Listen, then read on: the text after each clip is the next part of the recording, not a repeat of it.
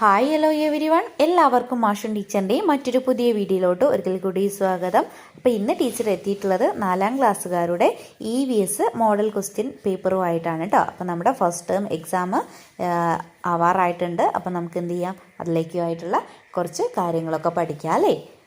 നമുക്ക് നമ്മുടെ എക്സാമിലോട്ട് പോവാം. അതിലോട്ട് പോകുന്നതിന് മുന്നേയായിട്ട് നമ്മുടെ ചാനൽ ആദ്യമായിട്ട് കാണുന്ന മക്കളുണ്ടെങ്കിൽ ചാനൽ ഒന്ന് സബ്സ്ക്രൈബ് ചെയ്യാനും വീഡിയോ നിങ്ങൾക്ക് യൂസ്ഫുള്ളായിട്ട് തോന്നുകയാണെങ്കിൽ നിങ്ങളുടെ ക്ലാസ്സിൽ പഠിക്കുന്ന മറ്റു കൂട്ടുകാർ കൂടെ ഷെയർ ചെയ്ത് കൊടുക്കാനായിട്ട് മറക്കരുതേ. അതോടൊപ്പം തന്നെ നമ്മുടെ ചാനലിൽ മെമ്പർഷിപ്പ് എടുത്ത് ജോയിൻ ചെയ്യുകയാണെങ്കിൽ കൂട്ടുകാർക്ക് എക്സാം റിലേറ്റഡ് ആയിട്ടുള്ള സ്പെഷ്യൽ വീഡിയോസും ലൈവ് ക്ലാസ്സസും ഒക്കെ അവൈലബിൾ ആയിരിക്കും കേട്ടോ. അപ്പോൾ താല്പര്യമുള്ള കൂട്ടുകാരുണ്ടെങ്കിൽ ജോയിൻ ചെയ്യാനായിട്ട് മറക്കരുതേ. ഓക്കെ മക്കളെ, അപ്പം നിങ്ങൾക്ക് ഇത്തരത്തിലായിരിക്കും നിങ്ങളുടെ ചോദ്യ പേപ്പർ ഉണ്ടായിരിക്കുക. ഇവിടെ നെയിം ഓഫ് സ്റ്റുഡൻറ്റ് എന്നുള്ള ഈ ഒരു സ്പേസിൽ നിങ്ങളുടെ പേര് എഴുതണം. ഇവിടെയായിട്ട് പേര് എഴുതണം. നെയിം ഓഫ് സ്കൂൾ എന്നുള്ളിടത്ത് നിങ്ങളുടെ സ്കൂളിൻ്റെ പേര് എഴുതണം. പിന്നെ ഡിവിഷൻ എന്നുള്ളിടത്ത് നിങ്ങളുടെ ക്ലാസ് ഡിവിഷൻ എഴുതണം കേട്ടോ. അപ്പോൾ ഇത്രയും കാര്യങ്ങളൊക്കെ അവിടെ ഫില്ല് ചെയ്യാനായിട്ടുണ്ടായിരിക്കും. അതൊക്കെ മക്കൾക്ക് അറിയാവുന്ന കാര്യമായിരിക്കും അല്ലേ. ഓക്കെ, അപ്പം നമുക്ക് എന്ത് ചെയ്യാം, നമ്മുടെ ആദ്യത്തെ ആക്ടിവിറ്റിയിലോട്ട് പോവാം. Activity 1, different types of plants. Vinu and friends are preparing a magazine on different types of plants. Color the bubbles inside the picture based on their habits. Use red color for xerophytes and blue color for aquatic plants. എന്താണ് മക്കളെ ചോദ്യം? വിനുവും കൂട്ടുകാരും എന്ത് ചെയ്യാണ്, ഒരു magazine prepare ചെയ്തുകൊണ്ടിരിക്കുകയാണ് അല്ലേ. എന്താണ് മാഗസിൻ്റെ topic? Different types of plants എന്നുള്ളതാണ്. അപ്പോൾ നോക്കിക്കേ, നമുക്ക് അവിടെ താഴെ കുറേ ഇത് തന്നിട്ടുണ്ട്, പ്ലാന്റ്സ് തന്നിട്ടുണ്ട് അല്ലേ. അപ്പോൾ ആ പ്ലാന്റ്സിൽ മക്കളടുത്ത് പറഞ്ഞത് എന്താണെന്ന് വെച്ചാൽ, അവിടെ അടുത്തായിട്ട് ഒരു ബബിള് കൊടുത്തത് കണ്ടോ. ആ ബബിളിൽ അതൊരു അക്വാട്ടിക് പ്ലാന്റ് ആണെങ്കിൽ ബ്ലൂ കളറും അതുപോലെ തന്നെ ഒരു സെറോഫൈറ്റ് ആണെങ്കിൽ റെഡ് കളറും കൊടുക്കാനാണ് പറഞ്ഞിട്ടുള്ളത്. അപ്പം ഓരോ പ്ലാന്റ് നോക്കിയിട്ട് ആ പ്ലാന്റ് അക്വാട്ടിക് പ്ലാന്റ് ആണോ സെറോഫൈറ്റ് ആണോ എന്നുള്ളത് മക്കൾ എന്ത് ചെയ്യണം, കണ്ടെത്തണം കേട്ടോ. ഓക്കെ മക്കളെ, അപ്പം നോക്കിക്കേ, ആദ്യത്തെ പിക്ചർ, ആദ്യത്തെ ഈ ഒരു പ്ലാന്റ് ഇതേതാണ്? നമുക്കറിയാം അത് ഇതിൽ ഉൾപ്പെടുന്നതാണ്, സെറോഫൈറ്റിൽ ഉൾപ്പെടുന്നതാണ് അല്ലേ. അപ്പോൾ നമുക്ക് സെറോഫൈറ്റിന് ഉൾപ്പെടുന്നതിന് നമുക്കിപ്പം ജസ്റ്റ് ടിക്ക് മാർക്ക് ചെയ്ത് പോവാം കേട്ടോ. സെറോഫൈറ്റ് ഉള്ളതിന് നമുക്ക് എന്ത് ചെയ്യാം, സെറോഫൈറ്റിൽ റെഡ് കളർ കൊടുക്കാൻ പറഞ്ഞതുകൊണ്ട് നമുക്ക് റെഡ് കളർ കൊടുക്കാം. അക്വാട്ടിക് പ്ലാന്റ്സ് വരുമ്പോൾ അതിന് നമുക്ക് എന്ത് ചെയ്യാം, ടിക്ക് മാർക്ക് ചെയ്യാം കേട്ടോ. അവിടെ നിങ്ങൾ ബ്ലൂ കളറാണ് കൊടുക്കേണ്ടത്. ഓക്കെ, നെക്സ്റ്റ് വൺ നോക്കിക്കേ, ഏതാണ്? അക്വാട്ടിക് പ്ലാന്റിൽ ഉൾപ്പെടുന്നതാണ് അല്ലേ. അപ്പോൾ അതിന് നമുക്ക് ടിക്ക് ചെയ്യാം. അടുത്ത് നോക്കിക്കേ, ഏതിൽ ഉൾപ്പെടുന്നതാണ്? സെറോഫൈറ്റിൽ വരുന്നതാണ് അല്ലേ. അതിന് നമുക്ക് എന്ത് ചെയ്യാം, റെഡ് കളർ കൊടുക്കാം കേട്ടോ. സെറോഫൈറ്റിൽ വരുന്നത് നമുക്ക് റെഡ് കളർ കൊടുക്കാം. ഓക്കെ, ഇനി ബാക്കി നോക്കിക്കേ, ഏതാണ്? അക്വാട്ടിക് പ്ലാന്റ് ആണോ? അതേല്ലേ. അപ്പോൾ നമുക്ക് ടിക്ക് ഇടാം. അടുത്തത് ഏതാണ്? സെറോഫൈറ്റിൽ വരുന്നതാണ്, അതിന് നമുക്ക് റെഡ് കളർ കൊടുക്കാം. ലാസ്റ്റ് വൺ ഏതാണ്? അക്വാട്ടിക് പ്ലാന്റ് ആണ് അല്ലേ. ഓക്കെ, അപ്പം നമ്മൾ തന്നിട്ടുള്ള പ്ലാന്റ്സിൽ അക്വാട്ടിക് പ്ലാന്റ്സും അതുപോലെ തന്നെ സെറോഫൈറ്റും ഏതാണെന്ന് കണ്ടെത്തി കേട്ടോ. റെഡ് മാർക്ക് ചെയ്തത് ഏതാണ്? റെഡ് കളർ ചെയ്തത് സെറോഫൈറ്റ്സ് ആണ്. ടിക്ക് ചെയ്തത് ഏതാണ്? അക്വാട്ടിക് പ്ലാന്റ്സ് ആണ്. അത് പിന്നെ എല്ലാ കൂട്ടുകാർക്കും അറിയാവുന്ന ഒരു ഉത്തരമായിരിക്കും. പെട്ടെന്ന് തന്നെ ആൻസറിലേക്ക് എത്താൻ പറ്റുന്നുണ്ട് അല്ലേ. ഓക്കെ, ഇനി നമുക്ക് അതിൽ തന്നെ മറ്റൊരു ചോദ്യം കൂടിയുണ്ട്. നോക്കിക്കേ, fishes have a body shape suitable for moving in water. From the terms given below select the correct option related to movement of fish in water. എന്താണ് മക്കളെ ചോദ്യം? Fishes have a body shape suitable for moving in water അല്ലേ.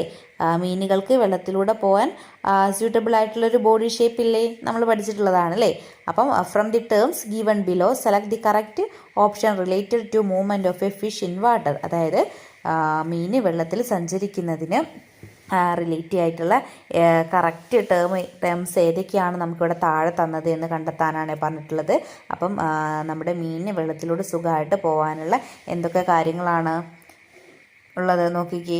ഒന്നാമതായി നമുക്ക് തന്നത് shape of fish, tail fin, gill, colour, sea water, river water, slippery body, fins. ഇതിലേതാ മക്കളെ കറക്റ്റായിട്ട് വരുന്നത്?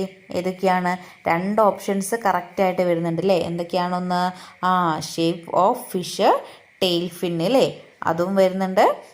അതുപോലെ തന്നെ സ്ലിപ്പറി ബോഡി, ഫിൻസ് അല്ലേ. ഈ 2 ഓപ്ഷൻസാണ് കറക്റ്റായിട്ട് വരുന്നത്. അപ്പോൾ അത് ആ രണ്ടും ഉൾപ്പെടുന്ന ഒരു ഓപ്ഷൻ നമുക്ക് അവിടെ തന്നിട്ടുണ്ട്. ഓപ്ഷൻ ബി 1 and 4 എന്നുള്ളത് അല്ലേ. അതായത് shape of fish, tail fin, slippery body, fins അല്ലേ. ഈ രണ്ട് ഓപ്ഷൻസാണ് കറക്റ്റായിട്ട് വരുന്നത്. അപ്പം അതിൽ ഓപ്ഷൻ ബി ആണ് മക്കൾ മാർക്ക് ചെയ്യേണ്ടത്. ഇനി അടുത്ത ക്വസ്റ്റ്യൻ നോക്കിക്കേ. Organisms and survivals. Different organisms have body features that help them to survive in their specific environment. Note down the features of following animals that enable them to live in their specific environment. എന്താണ് മക്കളെ ചോദ്യം? Different organisms have body features that help them to survive in the specific എൻവിറോൺമെൻറ്റിൽ. അതായത് ഓരോ ജീവികൾക്കും അവരുടേതായിട്ടുള്ള എൻവിറോൺമെൻറ്റിൽ ജീവിക്കാനായിട്ട് അവരുടെ ബോഡിക്ക് ഒരുപാട് ഫീച്ചേഴ്സ് ഉണ്ടായിരിക്കും അല്ലേ. അപ്പോൾ നമ്മളടുത്ത് പറഞ്ഞത് താഴെ നമുക്ക് 2 പിക്ചേഴ്സ് തന്നിട്ടുണ്ട്. അപ്പോൾ അവർക്ക് അവരുടെ എൻവിറോൺമെൻറ്റിൽ ജീവിക്കാൻ ആവശ്യമായിട്ടുള്ള ഫീച്ചേഴ്സ് എന്തൊക്കെയാണ് എന്നുള്ളത് നോട്ട് ഡൗൺ ചെയ്യാനാണ് പറഞ്ഞിട്ടുള്ളത്. അപ്പോൾ നോക്കിക്കേ ഏതൊക്കെയാണ് നമുക്ക് തന്നിട്ടുള്ളത്. ക്യാമൽ തന്നിട്ടുണ്ട്, അതുപോലെ തന്നെ ഫിഷ് തന്നിട്ടുണ്ട് അല്ലേ. ഫിഷിൻ്റെ ഫീച്ചേഴ്സ് നമ്മൾ നേരത്തെ പറഞ്ഞതിൽ ഉണ്ടായിരുന്നു. ഓക്കെ, അപ്പോൾ നമ്മുടെ ക്യാമലിന് എന്തൊക്കെ ഫീച്ചേഴ്സാണുള്ളത് മക്കളെ? എന്തൊക്കെ ഫീച്ചേഴ്സാണുള്ളത്? മരുഭൂമിയിലാണ് ക്യാമൽ ഉണ്ടാവുക അല്ലേ. അതൊക്കെ എല്ലാ കൂട്ടുകാർക്കും അറിയുന്നതാണ്. അവർക്ക് എന്തിനുള്ള ഫീച്ചേഴ്സ് ഉണ്ട്? Ability to store water. എന്തിനുള്ള ഇതിൻ്റെ എബിലിറ്റി ടു സ്റ്റോർ വാട്ടർ അല്ലേ. വെള്ളം സ്റ്റോർ ചെയ്ത് വെക്കാനുള്ള ability ആർക്കുണ്ട്?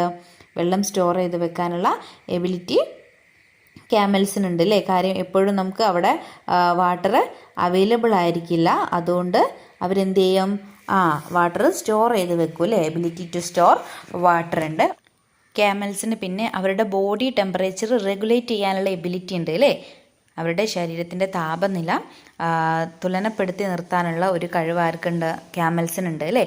Ability to regulate body temperature എന്ന പോയിന്റ് മക്കൾക്ക് എഴുതാവുന്നതാണ് ക്യാമലിനെ കുറിച്ചിട്ട്. ഓക്കെ, അടുത്തത് ഫിഷ്. അത് പിന്നെ ഒരുവിധം എല്ലാ കൂട്ടുകാർക്കും അറിയുന്ന കാര്യമാണ്. വളരെ ഈസി ആയിട്ട് നിങ്ങൾക്ക് എഴുതാൻ പറ്റുന്നതാണ് അല്ലേ. മെയിനായിട്ട് എന്ത് തന്നെയാണ്? ആ ഒരു ഫിഷിൻ്റെ ഷേപ്പാണ് അല്ലേ. ആ ഒരു ഷേപ്പ് ഉള്ളതുകൊണ്ട് തന്നെ അതിനെന്ത് ചെയ്യാൻ പറ്റും? ഈസി ആയിട്ട് വെള്ളത്തിലൂടെ മൂവ് ചെയ്യാനായിട്ട് പറ്റും അല്ലേ. അപ്പം ഫിഷിൻ്റെ ഫീച്ചേഴ്സും മക്കൾ എഴുതുക കേട്ടോ. ഓക്കെ മക്കളെ, ഇനി നമുക്ക് മറ്റൊരു ചോദ്യത്തിലോട്ട് പോകാം. Observe the situations in the following pictures. From it, list out the harmful effect of demolition of hills and reclamation of paddy fields. എന്താണ് മക്കളെ ചോദ്യം? നമുക്ക് താഴെ 2 പിക്ചേഴ്സ് തന്നിട്ടുണ്ട് അല്ലേ. നോക്കിയേ, എന്തിൻ്റെയൊക്കെ പിക്ചറാണ് തന്നത്? കുന്നിടിക്കുന്നതിൻ്റെയും അതുപോലെ തന്നെ വയലുകളിലെ പാഡി ഫീൽഡൊക്കെ മണ്ണിട്ട് നിരത്തുന്ന ഒരു പിക്ചറാണ് നമുക്ക് തന്നിട്ടുള്ളത്. അപ്പോൾ ആ ഒരു പിക്ചർ നോക്കിയിട്ട് അതുകൊണ്ടുള്ള ഹാർംഫുൾ എഫക്ട്സ്, അതായത് ദോഷങ്ങൾ എന്തൊക്കെയാണ് എന്നുള്ളത് ലിസ്റ്റ് ഔട്ട് ചെയ്യാനാണ് പറഞ്ഞിട്ടുള്ളത്. ഓക്കെ മക്കളെ, നമുക്ക് കുന്നിടിക്കുന്നത് കൊണ്ടുള്ള ദോഷങ്ങൾ എന്തൊക്കെയാണ് നോക്കിയേ. Losing habitat for many animals. ഒരുപാട് ജീവികളുടെ ഹാബിറ്റാറ്റ് എന്താവുന്നുണ്ട്? നഷ്ടമാവുന്നുണ്ട് അല്ലേ. അതുപോലെ തന്നെ ഡിസപ്പിയറൻസ് ഓഫ് പ്ലാന്റ്സ് അല്ലേ. പ്ലാന്റ്സ് ഒക്കെ എന്തായി പോകുന്നുണ്ട്? നശിച്ചു പോകുന്നുണ്ട്. കോസസ് വാട്ടർ ഷോർട്ടേജ്, വെള്ളക്ഷാമം അല്ലേ, ജലക്ഷാമം ഉണ്ടാവുന്നുണ്ട്. കോസസ് വാർമിങ് അല്ലേ, ചൂട് കൂടാനുള്ള കാരണവും ഒക്കെ എന്താവുന്നുണ്ട്? കുന്നിടിക്കുന്നൽ കൊണ്ട് കാരണമാവുന്നുണ്ട് അല്ലേ. ചൂട് കൂടാനും ജലക്ഷാമം ഉണ്ടാവാനും അതുപോലെ തന്നെ ഒരുപാട് സസ്യങ്ങളൊക്കെ നശിച്ചു പോകാനും പിന്നെ ഒരുപാട് ആനിമൽസിൻ്റെയൊക്കെ ഹാബിറ്റാറ്റ് ഇല്ലാതാവാനൊക്കെ കാരണമാവുന്നുണ്ട് കുന്നിടിക്കൽ. അടുത്ത പിക്ചർ നോക്കിക്കേ മക്കളെ. എന്താണ്? പാഡി ഫീൽഡ് ആണല്ലേ. പാഡി ഫീൽഡിൽ എന്ത് ചെയ്യാണ്? മണ്ണിട്ട് നികത്തുന്നതുകൊണ്ട് എന്തൊക്കെ പ്രശ്നങ്ങളാണ് ഉണ്ടാവുന്നത്? അവിടെയും നമുക്ക് ഒരുപാട് ജീവികളുടെ ഹാബിറ്റാറ്റ് എന്താവുന്നുണ്ട്? നഷ്ടപ്പെടുന്നുണ്ട് അല്ലേ. പിന്നെ ഇതിനൊക്കെ കാരണമാവുന്നുണ്ട് ഡിസപ്പിയറൻസ് ഓഫ് പ്ലാന്റ്സ്. നമുക്ക് എഴുതാം disappearance of very small organism അല്ലേ. ഒരുപാട് ഓർഗാനിസംസ് ഉള്ളതാണ് നമ്മുടെ പാഡി ഫീൽഡ് പോലുള്ള എക്കോസിസ്റ്റത്തിലൊക്കെ അല്ലേ. അപ്പോൾ അവിടെയൊക്കെയുള്ള ചെറിയ ചെറിയ ഓർഗാനിസംസ് ഒക്കെ എന്തായി പോകുന്നുണ്ട്? നശിച്ചു പോകുന്നുണ്ട് അല്ലേ. അപ്പോൾ അത്തരം കാര്യങ്ങളൊക്കെ നിങ്ങൾക്ക് അവിടെ ഉൾപ്പെടുത്താവുന്നതാണ്. ഓക്കെ മക്കളെ, ഇനി അടുത്ത ചോദ്യം നോക്കിക്കേ. Select from the following the most suitable slogan for the protection of ecosystem. അതായത് താഴെ നമുക്ക് കുറച്ച് സ്ലോഗൻസ് തന്നിട്ടുണ്ട്. അതിൽ എക്കോസിസ്റ്റം പ്രൊട്ടക്റ്റ് ചെയ്യാനായിട്ട് ഏറ്റവും സ്യൂട്ടബിൾ ആയിട്ടുള്ള സ്ലോഗൻ ഏതാണെന്നാണ് ചോദിച്ചിട്ടുള്ളത് കേട്ടോ. അപ്പം എല്ലാം എക്കോസിസ്റ്റവുമായിട്ട് റിലേറ്റ് ചെയ്തിട്ടുള്ളതാണ്. അപ്പോൾ അതിൽ നമുക്ക് വേണ്ടത് എന്താണ്? എക്കോസിസ്റ്റം, പ്രൊട്ടക്ഷൻ ഓഫ് എക്കോസിസ്റ്റം ആണ് വേണ്ടത് കേട്ടോ. നോക്കിക്കേ മക്കളെ, ആദ്യത്തെ എന്താണ്? Celebrate the diversity, protect the wildlife. Next one നോക്കിക്കേ, protect the ecosystem, sustain life on earth. An ecosystem is a combination of living and non living components. There are natural and man made ecosystem. ഇതിലേതാണ് മക്കളെ കറക്റ്റായിട്ട്, അതായത് ഒരു എക്കോസിസ്റ്റത്തിൻ്റെ പ്രൊട്ടക്ഷനും ആയിട്ട് suitable ആവുന്ന slogan ഏതാണ്? Second one അല്ലേ? Protect ecosystem, sustain life on earth എന്നതാണ് അതിന് സ്യൂട്ടബിൾ ആവുന്ന സ്ലോഗൺ കേട്ടോ. ഓക്കെ, ബട്ട് നമുക്ക് ഇവിടെ എക്കോസിസ്റ്റം എന്താണെന്നുള്ളതൊക്കെ തന്നിട്ടുണ്ടല്ലേ. And ecosystem is a combination of living and non living components എന്ന് പറഞ്ഞിട്ട് അതിൻ്റെ ഡെഫിനിഷനൊക്കെ നമുക്ക് തന്നിട്ടുണ്ട്. അപ്പം മാറിപ്പോവരുത്. നമ്മളോട് ഇവിടെ പ്രത്യേകം പറഞ്ഞത് എന്താണ്?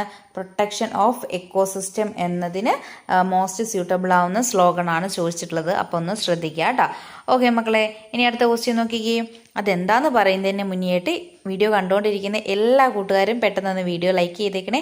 അതോടൊപ്പം നിങ്ങളുടെ പേരും നിങ്ങൾ പഠിക്കുന്ന സ്കൂളിൻ്റെ പേരും കൂടി നമ്മുടെ കമൻറ്റ് ബോക്സിൽ പറയാനായിട്ട് മറക്കരുതേ. ഓക്കെ മക്കളെ, activity 2, protection of earth, our responsibility. Complete the table based on soil pollution. Complete the table based on soil pollution എന്നതാണ് നമുക്കവിടെ തന്നിട്ടുള്ള ആക്ടിവിറ്റി അല്ലേ. സോയിൽ പൊല്യൂഷൻ അറിയാലോ, മണ്ണ് മലിനീകരണമാണ് അല്ലേ. ആ ഏരിയ വളരെ ഇമ്പോർട്ടൻ്റ് ആയിട്ടുള്ളതാണ്. അപ്പം ഒന്ന് ശ്രദ്ധിക്കുക കേട്ടോ. അപ്പം നമുക്ക് അവിടെ ഒരു ടേബിൾ തന്നിട്ടുണ്ട്, നോക്കിക്കേ. Complete the table based on soil pollution. അതിൽ നമുക്ക് 3 കോളങ്ങളായിട്ടാണ് ആ ടേബിൾ തന്നിട്ടുള്ളത്. ആദ്യം എന്താണ്? Reasons for soil pollution.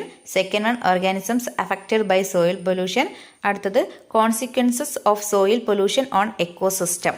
നോക്കിക്കേ മക്കളെ, അപ്പം നമുക്ക് ഒരു റീസൺ അവിടെ തന്നിട്ടുണ്ട്. എന്താണ്? എക്സസീവ് യൂസ് ഓഫ് പെസ്റ്റിസൈഡ്സ് അല്ലേ, അതൊരു സോയിൽ പൊല്യൂഷന് റീസൺ ആണ്. അപ്പോൾ അത് എഫക്റ്റ് ചെയ്യുന്ന ഓർഗാനിസം എന്ന് പറഞ്ഞിട്ട് നമുക്ക് എർത്ത് വേം തന്നിട്ടുണ്ട്. പിന്നെ അതിൻ്റെ എന്താണ് കോൺസിക്വൻസ് എന്താണ് തന്നിട്ടുള്ളത്? എക്സ്റ്റൻഷൻ ഓഫ് വേരിയസ് ഓർഗാനിസംസ് ആണ് അല്ലേ. അപ്പോൾ അതുപോലെ മക്കൾ എന്ത് ചെയ്യണം? വേറെ ഒരു റീസൺ കൂടി സോയിൽ പൊല്യൂഷനായിട്ട് റിലേറ്റ് ചെയ്തിട്ടുള്ള ഒരു റീസൺ എഴുതണം. അത് എഫക്റ്റ് ചെയ്യുന്ന ഓർഗാനിസം കാര്യങ്ങളൊക്കെ എഴുതണം കേട്ടോ. അപ്പോൾ നമുക്ക് എന്ത് എഴുതാം? Excessive use of chemical fertilisers എഴുതാം അല്ലേ.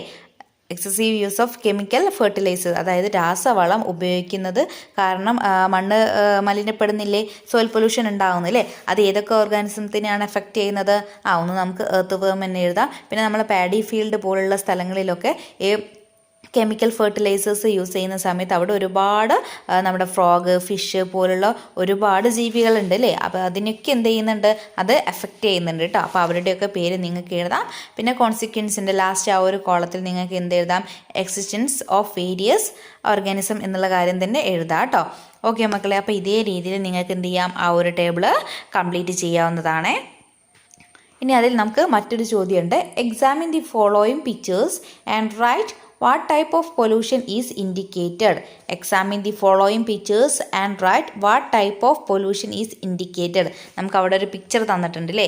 ആ പിക്ചർ നോക്കിയിട്ട് അത് ഏത് ടൈപ്പ് ഓഫ് പൊല്യൂഷൻ ആണ് എന്ന് എഴുതാനാണ് പറഞ്ഞിട്ടുള്ളത്. അപ്പോൾ നോക്കിക്കേ മക്കളെ, ഫസ്റ്റ് പിക്ചറിൽ എന്താണ് നിങ്ങൾ കാണുന്നത്? എന്താണ്? പുക ഉയർന്നു പൊങ്ങുകയാണല്ലേ. ഫാക്ടറികളിൽ നിന്നൊക്കെ ഒരുപാട് വിഷം അടങ്ങിയിട്ടുള്ള പുക ഉയർന്നു പൊങ്ങുകയാണ്. അതെന്തിനാണ് കാരണമാകുന്നത്? ഏത് പൊല്യൂഷനാണ് കാരണമാകുന്നത്? ഓക്കെ, നമുക്കറിയാം അല്ലേ. എയർ പൊല്യൂഷനാണത് കാരണമാകുന്നത് അല്ലേ. എയർ പൊല്യൂഷന് കാരണമാകുന്നത്. ഇനി സെക്കൻഡ് പിക്ചർ നോക്കിക്കേ. ഇവിടെ എന്താണ്? ഫാക്ടറികൾ പോലുള്ള സ്ഥലങ്ങളിൽ നിന്ന് മലിനജലം എവിടേക്ക് ഒഴുക്കി വിടുകയാണ്? പുഴ പോലുള്ള ജലസ്രോതസ്സുകളിലേക്ക് ഒഴുക്കി വിടുകയാണ് അല്ലേ. അപ്പോൾ അവിടെ എന്ത് പൊല്യൂഷനാണ് നടക്കുന്നത്? യെസ്, വാട്ടർ പൊല്യൂഷനാണ് നടക്കുന്നത്. വളരെ സിമ്പിളായിട്ടുള്ളൊരു ക്വസ്റ്റ്യൻ ആണ് അല്ലേ. എല്ലാവർക്കും പെട്ടെന്ന് ആൻസറിലേക്ക് എത്താനായിട്ട് പറ്റും അല്ലേ. എയർ പൊല്യൂഷനാണ് ഒന്ന് വരുന്നത്, വാട്ടർ പൊല്യൂഷനാണ് കേട്ടോ. ഓക്കെ മക്കളെ, അപ്പോൾ ഇന്നത്തെ ഈ ഒരു പാർട്ട് 1 വീഡിയോയിൽ നമ്മൾ ഇത്രയും ക്വസ്റ്റ്യൻസ് ആണ് ഡിസ്കസ് ചെയ്യുന്നത്. ഇന്ന് പറഞ്ഞ കാര്യങ്ങളൊക്കെ എല്ലാവരും നന്നായിട്ട് പഠിക്കുക കേട്ടോ. ഫിഷിൻ്റെ ഫീച്ചേഴ്സ്, അതുപോലെ തന്നെ ക്യാമൽസിൻ്റെ ഫീച്ചേഴ്സൊക്കെ വളരെ ഇമ്പോർട്ടൻ്റ് ആയിട്ടുള്ള ഏരിയ ആണ്. നന്നായിട്ട് പഠിക്കുക. ഇനി അടുത്ത ക്ലാസ്സിൽ പാർട്ട് 2 നമ്മൾ ബാക്കി ക്വസ്റ്റ്യൻസ് ഡിസ്കസ് ചെയ്യും. അപ്പോൾ എല്ലാവരും നന്നായിട്ട് തന്നെ എക്സാമിന് വേണ്ടിയിട്ട് തയ്യാറെടുക്കുക കേട്ടോ. 4ാം ക്ലാസ്സിൽ EVS എന്ന് പറയുമ്പോൾ നമുക്ക് ഒത്തിരി അധികം കാര്യങ്ങൾ പഠിക്കാനായിട്ടുണ്ട്. പക്ഷേ പേടിക്കൊന്നും വേണ്ട. നമുക്ക് എല്ലാം വാരി വലിച്ച് പഠിക്കാതെ എക്സാമിന് മാത്രമായിട്ടുള്ള വളരെ ഇമ്പോർട്ടൻ്റ് ആയിട്ടുള്ള ഏരിയാസ് മാത്രം കവർ ചെയ്ത് പോവുക കേട്ടോ. ഓക്കെ മക്കളെ, പിന്നെ അതോടൊപ്പം നിങ്ങൾക്ക് എക്സാമുമായിട്ട് റിലേറ്റ് ചെയ്തിട്ടുള്ള സ്പെഷ്യൽ ക്ലാസ്സസും ലൈവ് ക്ലാസ്സസൊക്കെ അവൈലബിൾ ആവണമെങ്കിൽ നമ്മുടെ ആ ചാനലിൽ മെമ്പർഷിപ്പ് എടുത്ത് ജോയിൻ ചെയ്യാവുന്നതാണ് കേട്ടോ. ഓക്കെ, അപ്പോൾ ഇന്നത്തെ വീഡിയോ യൂസ്ഫുൾ ആയിട്ടുണ്ടെങ്കിൽ തീർച്ചയായിട്ടും വീഡിയോ ലൈക്ക് ചെയ്യുക. അതോടൊപ്പം തന്നെ നിങ്ങളുടെ മറ്റു കൂട്ടുകാർ കൂടി വീഡിയോ ഒന്ന് ഷെയർ ചെയ്ത് കൊടുക്കുക കേട്ടോ. ഓക്കെ മക്കളെ, മറ്റൊരു പുതിയ വീഡിയോയുമായിട്ട് നമുക്ക് വീണ്ടും കാണാം.